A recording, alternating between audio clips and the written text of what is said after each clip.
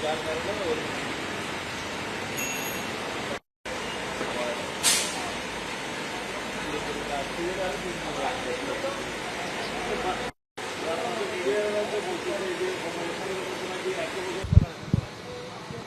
আমাদের কদিন আমাদের ছয় সাত মানে তিন চার দিন যে কষ্ট পাইছি, এখন আলহামদুলিল্লাহ।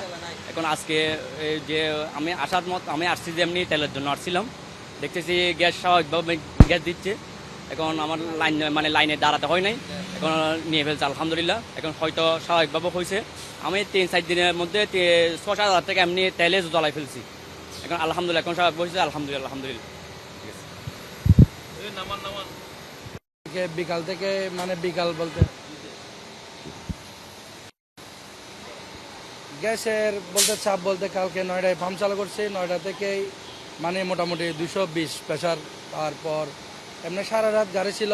ওই এমনি বিকাল ভোর 4টার দিকে একদম ফ্রি হয়ে গেছে, গাড়ি আর ছিল না। এমনি প্রেশারও ঠিক আছে, মোটামুটি সব পাম্প খালি আছে। মানুষ এখন গ্যাস নিতে খুব ইজিলি হচ্ছে আর কি। প্রবলেম দেখে আসি নাই গত কয়েকদিন, তেলেই চালাইছি। আজকে লাইন কম দেখে আসলাম, তো আজকে তেমন একটা লাইন পাই নাই। একটাই ছিল, একটা পেছনে চলে আসছে, আর এখন ওয়েট করতেছে। ওকে, থ্যাংক ইউ।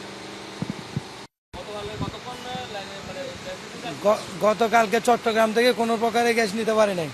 গ্যাস নিচ্ছে সীতাকুণ্ড গিয়ে, ওখানেও তারপর 4-5 ঘন্টা দাঁড়ানো লাগছে। কিন্তু আমাদের এই যে নিম্ন শ্রেণীর ড্রাইভারদের শুধু একটাই কথা, গ্যাস প্রয়োজন হলে বাড়াইতে হলে বাড়াই ফেলবে, কিন্তু এইভাবে হয়রানি করার কোনো মানে হয় না। অনেক লোকে খাইতে পারে নাই, দুপুরে রাত্রেও খাইতে পারে নাই, রাত দিন 24 ঘন্টা লাইনে দাঁড়াইয়া এবং মুখে এসে দেখে গ্যাস নাই। আজকে কিন্তু দাঁড়াই না, আজকে কিন্তু আল্লাহর রহমতে মোটামুটি ভালো হয়েছে।